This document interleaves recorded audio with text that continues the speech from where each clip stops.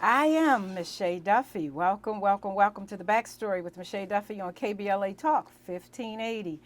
I am happy to be here and happy you are here with me. I appreciate your presence and trust that you all are well. On this fourth week in January, we have a lot to talk about, and indeed we will. Before our conversation, though, let me invite you to keep up with KBLA on all platforms at KBLA 1580. You can keep up with me on all platforms at Mischa Inspires. Our call-in number is 1-800-920-1580. That's 1-800-920-1580. And to hear empowering conversations every day, download our app from the App Store on your device of choice. Today, we are talking about uniquenesses and insecurities. We're talking about using what makes you different to your advantage. We're talking about taking up the space in the world that God has placed you here to take up without approval and without reservation. And we're talking about what to do with those insecurities that we all have. This topic is particularly special to me because I was born a middle child. And as a middle child, I remember feeling different. I remember not feeling as loved as my older sister and my younger sister, which created a lot of insecurity for me. I remember feeling the weightiness of figuring out who I was. I talk about this more extensively in my book, When We Grow. I was lighter in complexion than my sisters. I was smaller than my sisters. I am a creative, so I had this adventurous nature about me that my sisters did not have. Consequently, it took me years to figure out that being different was a good thing. It took me years to understand that how God made me was good enough. And it took me years to learn how to identify, manage, and not feed my insecurities. Today, I am so excited to be unpacking all of this with the inspirer and author of the children's book, I Am Unique, Miss Jennifer Vassel. Welcome to the Backstory, Jennifer. How are you? Thank you so much for having me. I'm doing great. How about yourself? I'm absolutely wonderful. I'm wonderful. So, how are you navigating the pandemic, Omicron? How's all of that been impacting you, if at all? Thankfully, I've been remaining safe and healthy just in my own little bubble, so it hasn't affected me negatively. Thankfully, my family, a close-knit family and friends have been healthy and safe. We're all doing good. Honestly, yeah. I'm happy to hear that. I'm happy to hear that. And again, I'm happy to have you here with me. I'm excited about our conversation. There's a lot to kind of unpack, to discover, to talk about around this topic of insecurities and differences and uniqueness, and I'm honored that you're here with me to do that. I want to start here. On your website, you say this: I inspire women to overcome their insecurities and share their unique gifts with the world so they can live their lives undimmed, right? And you give us to know that I Am Unique isn't just a book title, but it's also a brand, a self-love brand that you want people to embrace. When did you know this was your work? And what exactly do you mean when you say undimmed? By undimmed, I mean going after whatever your heart's desires are and not dimming that light. Going after whatever it is that makes you feel alive, makes you feel unique, and not letting any external forces, any forms of negativity get in your way. And to answer the first question about how I got to this work, you know, it really has been a journey, Mischa. Like, I'm thinking back to the times when I've exhibited my gift of writing. I wrote my first poem at 8, was published. My first poem at 6, my first short story at 8, and was published by 9. But growing up, I didn't see anyone who looked like me who was writing. I didn't know that being a creative, a natural born creative, was a viable career path. So I ended up going to school, getting my bachelor's and master's in business administration. And I felt this tug earlier on to do more. Like I have corporate jobs. I have opportunities where I still feel that tug, like I feel like I need to search for more I feel like I'm living beneath my calling. And New Year's Eve 2012, we're almost approaching the 10-year mark, was something that happened that really changed the trajectory of my life and career.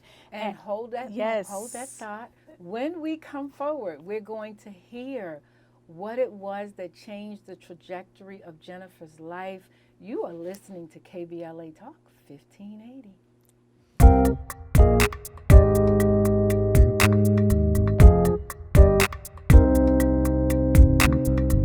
And change is what we're talking about from the perspective of acknowledging your uniquenesses, identifying your insecurities. All of those things have a way of changing who we are, right? And before the break, Jennifer was sharing with us that something happened that changed the trajectory of her life. Yeah, so you had asked me about when did I start, or when did I know that I wanted to do this work? That's right. And it was New Year's Eve 2012, so we're coming up on the 10-year anniversary, when I live streamed a New Year's Eve service from Bishop Dale Bronner, and he said, "Don't die with your gift still on the inside of you. Impart to others what was entrusted to you." And I've known that I've had this gift of writing, and I like to write, I like to be creative, but that was the aha moment for me that really prompted me to go after anything that I wanted to do, like publish a book. That's always something that I wanted to do. So I went home, pulled out my flash drive. I like to call myself an organized hoarder. So I have all my school projects, all my writings, and I put it together. At the top of 2013, I worked on that and compiled all my poems and short stories. And by 2014, I published my first book, and it became an Amazon #1 bestseller. So from then, I knew, like, the feeling of being able to take something out of your head and materialize it, that's something that really gets me going. And to be able to share it, it was very nerve-wracking, but it was also a very fulfilling feeling. So it was then that I knew that this was my life's work. Now, when you heard the bishop say, "Don't die with your gifts in you," did you know that writing was a gift? Did you recognize that you in fact had gifts? Yes, Okay. I recognized it. I just didn't know that I could make a living off of it. I didn't know that it was a career path that I could pursue, because I never saw that in my family's background. They're medical professionals, and that's really what I saw in my small circle. I think I went to work with somebody who said that they published a book, and I was like, well, it never occurred to me that I could put my work out there, and that got me on the path to sharing my work publicly. Now, let me ask this, though, because you said at 9 you had published something. So when you say at 9 you published something, but then as you got older, you didn't realize that you could publish. Help me with that. Yeah, so my mom, shout out to my mom, she had me enter a poetry contest at 9, and so she submitted my work. I wrote the poem, she submitted it, and sometimes, or when I feel like when you're young and you have no inhibitions, like that's your freest self. As I got older, I really lost myself as far as not knowing what I wanted to do long term, and I guess I came back to myself when I heard Bishop Dale Bronner say, "Don't die with your gifts still on the inside of you." I think with me focusing on, I need to make a living, I need to, follow the traditional pathway, I came back to myself several years ago. Can I just say that is such an amazing point that you make, right? Because I've been, like you, I've been working with girls and women for a long time, and one of the things I do believe happens is from being a little girl, 5, 6, 7, 8, to maybe 16, 15, something happens, right? Something happens, whether it is peer pressure, whether it is comparison and looking into the world and wanting to be like your favorite rapper or whomever. there's this certainty that happens in a little girl's life when she is a little girl, right? She knows who she is. She's very bold. I have a 9-year-old granddaughter, and Kylie takes up space in every room she walks in. And, you know, I've said to my son and to her mom, our job is to protect that, to make sure that we nurture that so she never loses it.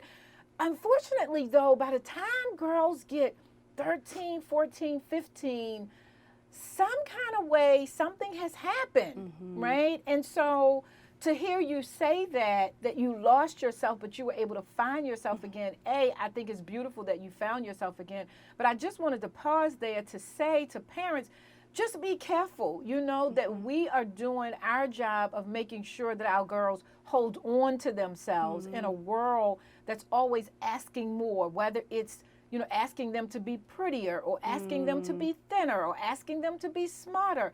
All of those things have a way of impacting who our girls end up being. So I thank you for kind of lifting that in this conversation. Absolutely. Yeah, for sure. Okay, so let's talk about your book. Yes. Your beautiful, beautiful children's book, I Am Unique. And in terms of framing it, we have a beautiful young lady named Erin, and you talked about, you know, walking through life undimmed. Clearly, her light is shining bright. She has this confidence that we've been talking about. And then something happens. Someone says something to her that dims her light a little bit and kind of topples over her confidence, right? And without giving away the book, because you all need to buy it and you need to read it for yourselves and get it for all the little girls in your lives. So I want to talk about what inspired the story of Erin. What inspired the story was my childhood insecurity of having a birthmark, and it covers a quarter of my back and a part of my shoulder. And I didn't notice it until someone pointed it out. Like I was like Erin, shining, living my life undimmed. But then when it was pointed out, I started feeling that insecurity. And so I was about 7 or 8. And someone was like, oh, what is that? Why is it green? I mean, it's a different pigment than the rest of my skin, so it does stand out. And that caused me to be really insecure. So before someone pointed it out to you, you didn't think anything of it? I didn't think anything of it. Really? I didn't think anything of it. Then people started asking, like, is that a bruise? Is that a burn from a fire? It was all kind of stories, and I was like, oh, that's a birthmark. Oh, what's that? Like, it just, that made me, so to avoid that type of attention, I would cover it up. I wouldn't wear any sort of tops or dresses that exposed it. And that was from 7 or 8 to 18 of me covering it up. And I wanted to go to my high school prom. I was like, these pictures need to come out absolutely beautiful. So I'm gonna have the makeup artist not only do my face, make me completely glam, but also take the foundation and cover up my birthmark. And when that happened, when he showed me the mirror and I looked at myself, I felt absolutely beautiful. But fast forward to today, I realized that no one should feel so insecure that they cover up a piece of who they are. Wow. And so that was the inspiration behind I Am Unique, to inspire kids and adults to overcome their own insecurities, whatever it may be. It might be physical, something that we can see, or it might be something that we can't see, but to rise above it and share your gifts with the world.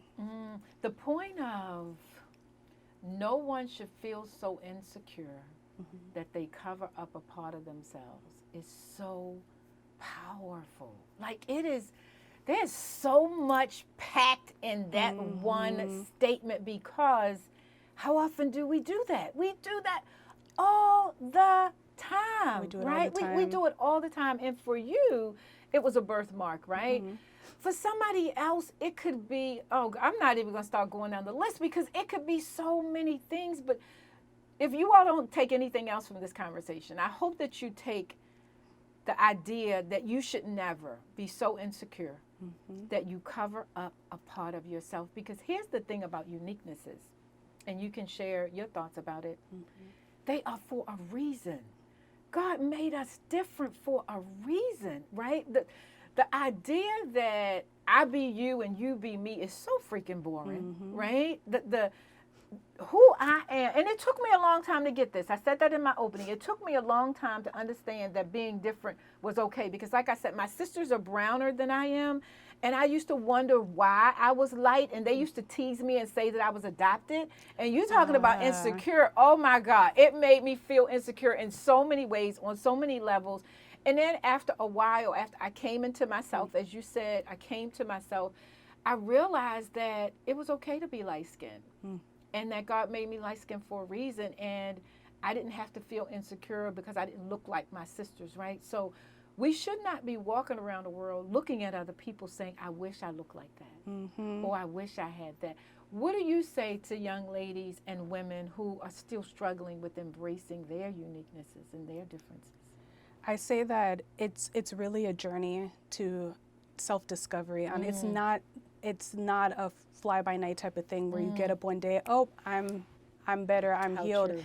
But what I tell girls, because I believe that inside every woman and man, there's a little girl or boy inside of them who never fully address those insecurities, and so when they grow up, they still harbor that childhood trauma. And so when I'm talking to adults, they could be parents. I have people who are not parents who buy the book for themselves because it's therapeutic for them, because it's talking to their inner child. So when I'm talking to kids and adults, I am letting them know that I am a living, breathing example of overcoming that insecurity. And when you bet on yourself, you could do anything that you set your mind to. I know it sounds cliche, but I feel that my life, a part of my life's calling, is to be a living, breathing example for kids and adults to go after whatever it is, because we have a lot of people in this world who are in jobs that they hate. They wish they could be somewhere else or do something else, but they don't have the courage. So I say to be courageous being exactly who you are, because it's needed. Can we talk a little bit about insecurities? I want to talk a little bit more about Aaron, but before we do that, can we talk about insecurities? Where do you think insecurities come from? Insecurities comes from a group of, there are normalized values and ways of life that communities have, and if someone's an outlier or if someone who deviates from the norm, that could develop insecurity. So I think it stems from someone going against the grain, or someone who is not like the others. I've even seen it. I was talking to a friend just this morning about it's animalistic too. Like there are even chimpanzees who have they're different species, and we see them excluding another type of species because it's a different color. So we see it even from an animal level. If you're different, if you do something that is not a part of the collective, then that person can develop an insecurity if they feel like they're not fitting in. And what does Jennifer do when her insecurities flare up? Have you learned to manage the flaring up of your own insecurities? The flaring up. That's a really good question. I have not been asked that. Like, how do I manage it? When I do feel like I'm out of my element, I think about the fact that no, I am supposed to be here. Like sometimes I deal with imposter syndrome, and I feel like I'm not doing enough. I need to do more. So when I have those flare-ups, as you termed it, I think about, no, I do belong here, and I do have a message. These visions, these ideas wouldn't have been given to me if it weren't for a reason to share it. So I think about that, and I have that in the back of my mind whenever I feel like I'm in a space where I'm in unfamiliar territory. And the reason I ask this because one of the ways I believe we overcome this idea of our insecurities getting the best of us is being able to identify them, or identify how we feel when we're feeling insecure, and then having a strategic way to navigate through that feeling, right? So when I feel insecure, I ask myself, Mischa, what is that? What is that, and what is that attached to, right? And so if I can't Because sometimes you can't keep the insecure feeling from coming. Mm. Once it comes, though, you have the ability, if you're paying attention, to catch it and to be able to say to yourself, what is that and what is that attached to? So that's why I'd asked you. And when we're in this work of empowering and inspiring other people, we fool ourselves if we think that the things we encourage other people to combat is not going to come for us, right? So just because you're empowering women against feeling insecure or falling prey to insecurities doesn't mean you don't deal with them yourself, right? I think Absolutely. that's a myth, right? I think that's a myth that people have, that people who do this work don't experience some of the same things we're trying to help other people to navigate. No, I definitely agree that I'm not exempt from any. The things that I share is because I've either dealt with it or I have the tools now and I'm sharing it now. Yeah. Tools are so important. Talk about tools. What are some of your tools? So my tools, mental health is really big for me. So Yay. I've been going to therapy on a monthly basis. Amen. So one of the things that she says, because one of my things that I'm trying to work on is I feel like I'm not doing enough and I need to do more. Like, what else? What else can I do? Like, I'm like, I don't want to call it an addiction, but I do feed off of that. Okay, what else can I do? I have the time, I have the energy. So one of the things the tool that she gave me was to write out what you're working on. Write out your goals, like, because I have a habit of keeping things in my mind or head. I do keep an electronic planner, but there's something about putting pen to paper. Yeah, so sure. anytime I'm feeling like I'm not doing enough, she asks me to list the things that I'm working on. And she's like, every time you come here, you always have something that you're doing. So that's not true. You are doing a lot. Right. So that's one tool. The other tool that I use, I write vision statements. And so at the top instead of doing vision boards at the top of the year, I like to write vision statements where I write it in the future as if it's already happened. Okay. So I like that. Yeah, so at the top of this year, I wrote the letter to myself as if it was December 31st, 2022. And I wrote out all the things as if it already happened. And that helps me to keep going. I love that. I love that. So when we come forward on the other side of news, we're going to talk some more with Jennifer about her book, I Am Unique. I am enjoying this conversation. I hope you are too. You are listening to KBLA Talk 1580.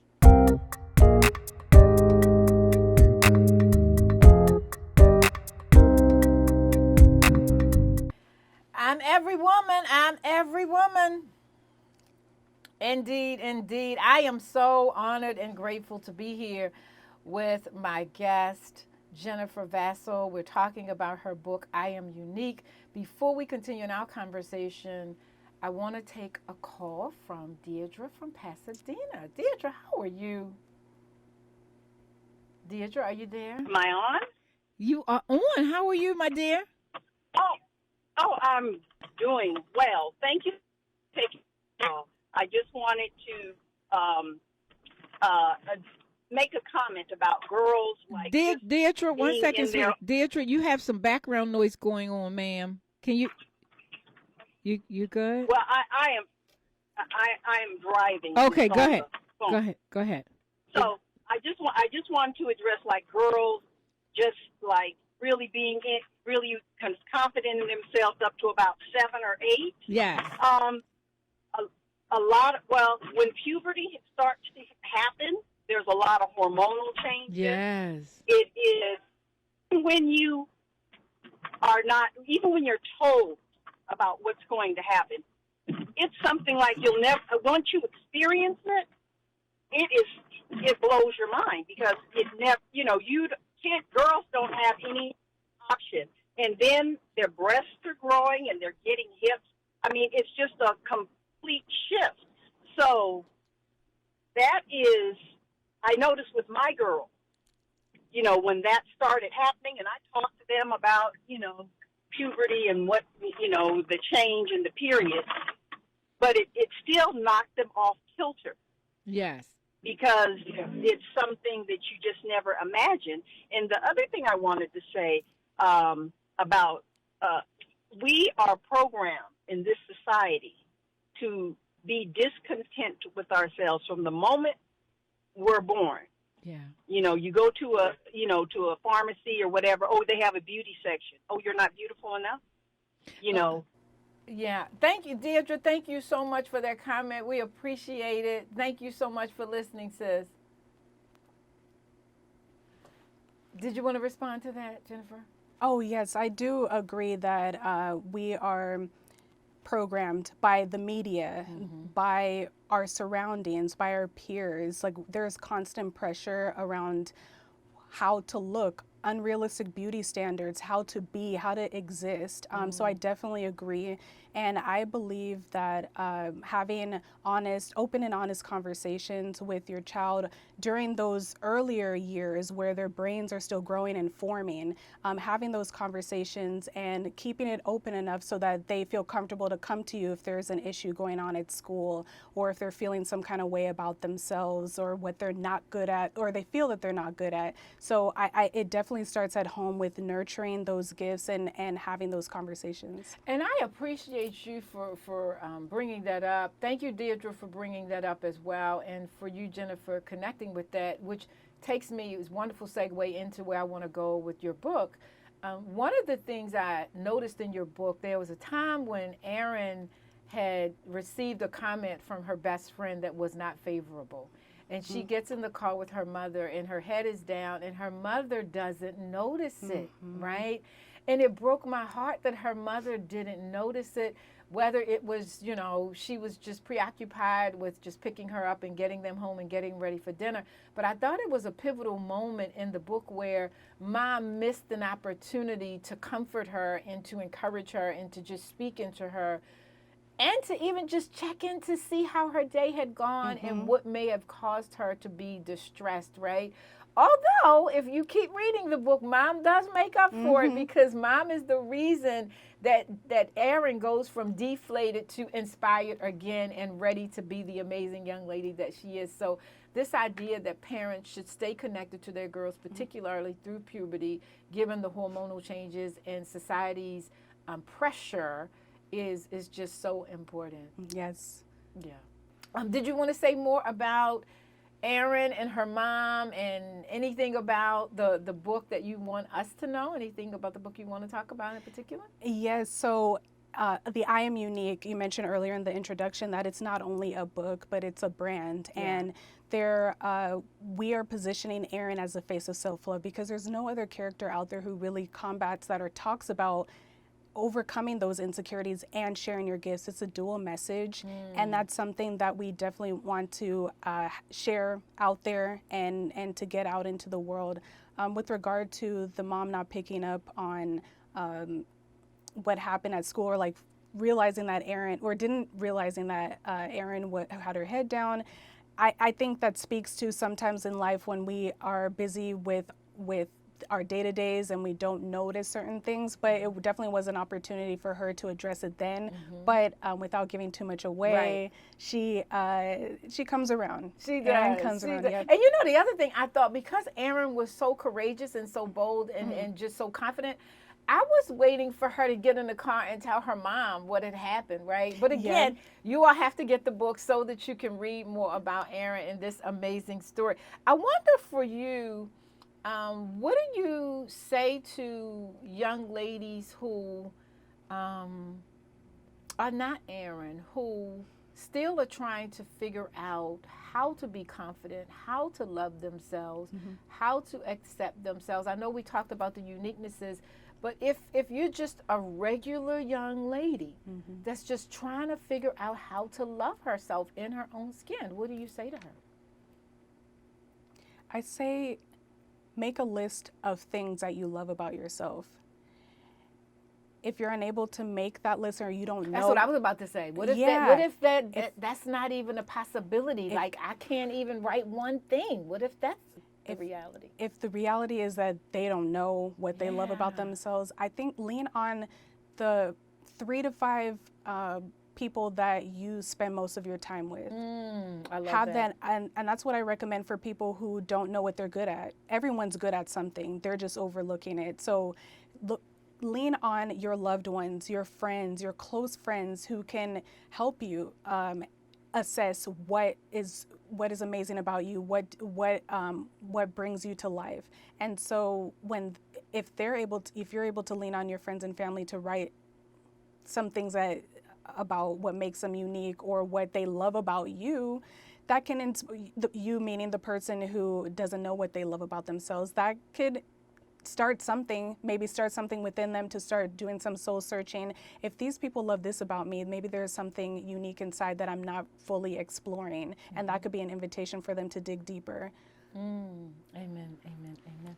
When we come forward, I want to ask Jennifer a couple more questions, and I particularly want to know how we help women to find their gifts.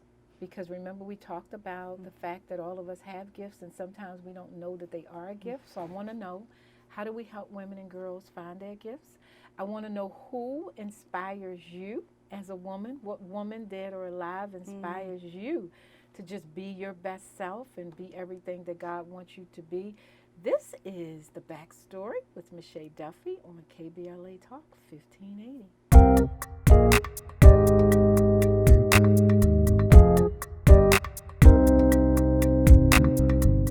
I have the privilege of talking to a young lady who is absolutely on fire. Her name is Jennifer Vassel, and she is the author of I Am Unique. It's a wonderful, beautiful children's book about a young lady who has something unique about her that initially she doesn't even think is a big deal until someone points it out, and then she finds her way back to the light and just does an amazing job in the story. So I can't give it away. You have to buy the book. And speaking of buying the book, Jennifer's going to tell us how you can do that. Yeah, so you can go to iamuniquebook.com if you like a signed copy. We're also on social media, I Am Unique Book everywhere, Instagram, Facebook, Twitter. If you're interested in following my personal brand, Jennifer Vassel, you can look at the website, review the website at jennifervassel.com, and then at Jennifer D. Vassel everywhere on social. Wonderful.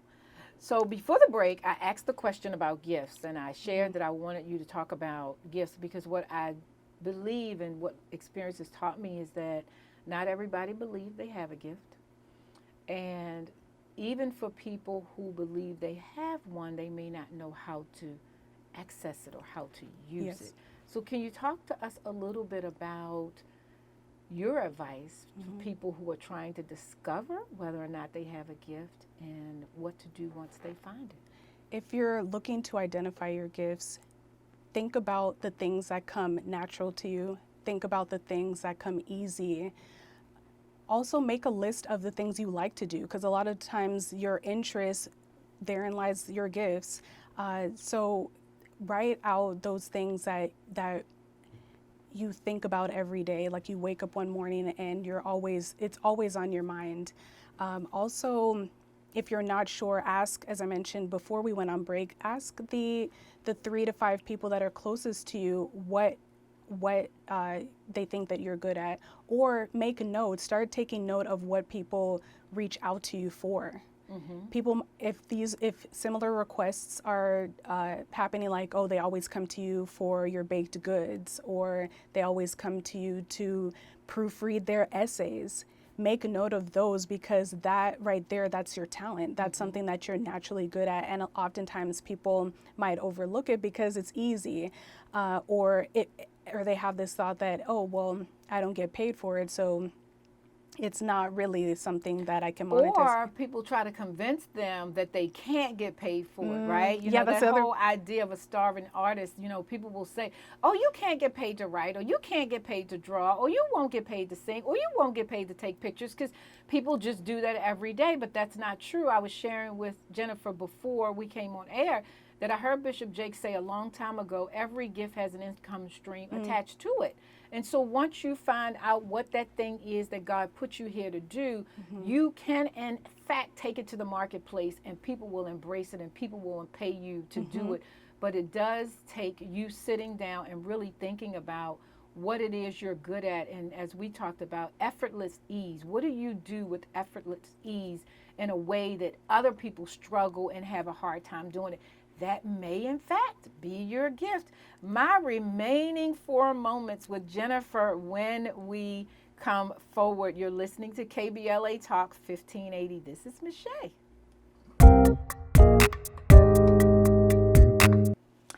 This is Mischa Duffie, and you are listening to The Backstory. I have had the pleasure this hour to be in conversation with Jennifer Vassel about her beautiful children's book, I Am Unique, and I'm hoping that you will pick it up for the little girl and even the woman in your life, because as Jennifer said, some women are getting it to help them with their own insecurities. You have, Jennifer, some upcoming events. You want to tell us about them? Yes, so the next project that we're working on is adapting the book into an animated series and featured film. But going back real quick, there's also going to be other I Am Unique series. So the book series, as well as adapting it into an animated series and feature film. So we are in the process of pitching to studios and production companies, and hopefully sooner or later you will see airing on the big screens or one of your favorite streaming platforms.